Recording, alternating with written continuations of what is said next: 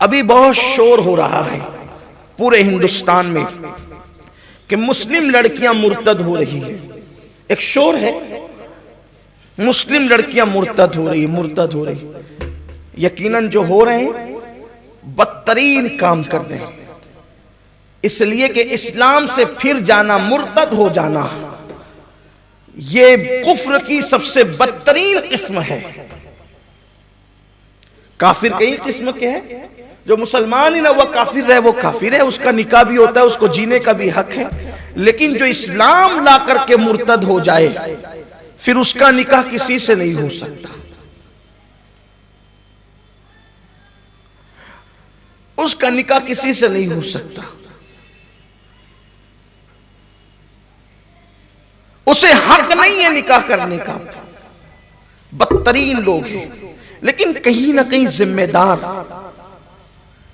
माशरा और समाज भी है। इर्तिदाद की कई वजूहात हैं। नंबर एक, इर्तिदाद जिस रास्ते से हो रहा है, शादी उसका बहाना बन रही है। क्यों शादी बहाना बन रही है? इसलिए कि वो लड़कियों की उम्र हो गई और उम्र से अब ज्यादा उम्र हो गई। हमारे यहां बेटा बेटी की शादी की उम्र ये है, बालिग हो गए, उम्र हो गई शादी। अब उस उम्र के बाद उनकी शादियां नहीं हुई। वजह जो भी रही हो, खूबसूरती नहीं है। जो लोग उन लड़कियों को मुर्तद बना रहे हैं भगा के ले जाकर, वो उन लड़कियों की खूबसूरती नहीं देख रहे हैं, क्योंकि उन्होंने तो रखना ही नहीं है ना। उन्होंने तो करना ही है, ले जाना है, चंद दिन साथ रखना है, उसके जिस्म से खेल लेना है, खिलवाड़ कर लेना है, बाद में छोड़ देना है, न घर की रहे न घाट की रहे। ये मंसूबा है। इसलिए उसकी खूबसूरती भी नहीं देखी जाती, जैसी है ले जाया जाता है। चेहरा सादा सीधा है, बहुत ज्यादा खूबसूरत नहीं है, किसी ने रिश्ता नहीं किया। मेरे भाई, किसी ने नहीं किया, रिश्तेदार तो कर सकते थे ना। सिला रहमी का मतलब सिर्फ किसी को पैसे रिश्तेदार को देना थोड़ी है।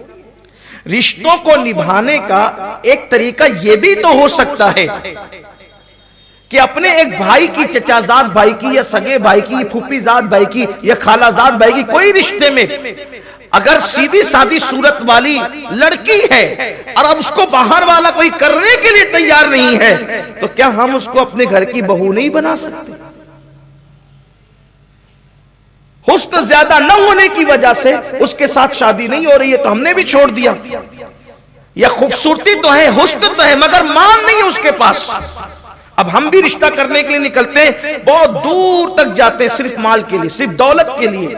दौलत के पुजारी हो गए हैं लोग, माल के पुजारी हो गए हैं लोग।